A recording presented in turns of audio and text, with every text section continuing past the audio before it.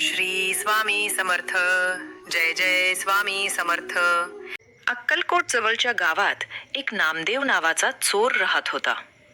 लोक त्याला पाहून दार बंद करायचे. मंदिरातही याला कोणी येऊ देत नव्हते. एके रात्री तो विचार करत होता, किती दिवस हे चोरटं आयुष्य जगायचं. पण आता उशीर झालाय. देव मला क्षमा करणार नाही. तेवढ्यात गावाच्या बाहेरून आवाज आला, ओंकारा दिगंबरा दिगंबरा, श्रीपाद वल्लभ दिगंबरा. तो आवाज इतका गोड होता की नामदेव बाहेर गेला.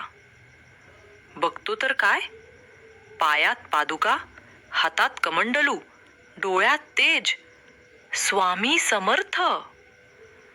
नामदेव थरथरला.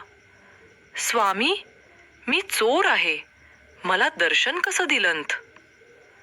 स्वामी म्हणाले, नामदेवा, चोर तू शरीराने आहेस, आत्म्याने नाही. तुझ्यातही देव आहे. आजपासून चोरी सोड आणि या गावात माझं नाम सांग. त्या क्षणापासून नामदेवने चोरी सोडली. तो गावात रोज भिक्षा मागून गरिबांना अन्न द्यायचा. काही दिवसांनी लोक म्हणू लागले, हा चोर नव्हे, स्वामींचा भक्त आहे. एका दिवशी स्वामी पुन्हा आले.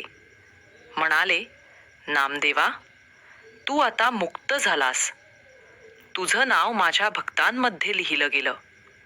त्या दिवसापासून गावात म्हण आहे, स्वामी समर्थांचा स्पर्श झाला तर पापीही संत होतो.